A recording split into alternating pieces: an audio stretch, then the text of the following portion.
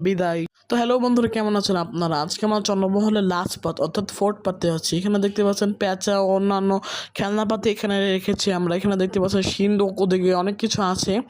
তো এখানে দেখতে পাচ্ছেন, এখানে মনে হয় কিছুটা বানানোর তারা চেষ্টা করেছিল, কিন্তু এটা কমপ্লিট হয়নি। পরে এখানে দেখতে পাচ্ছেন আমরা এখানে একটু হাঁটছিলাম। তারপর এখানে দেখতে পাচ্ছেন একটা পুকুরে ঘাট, আমার বাবা মার থেকে ছবি তুলছিলাম। এখানে কিছু পাখি দেখলাম আমরা। তারপরে এখানে অনেক কিছু আছে। এখানে দেখতে পাচ্ছেন ওখানে একটা বাজ পাখি বসে আছে, মেবি না এগুলো খরগোশ। বাজ পাখি এই যে এখানে।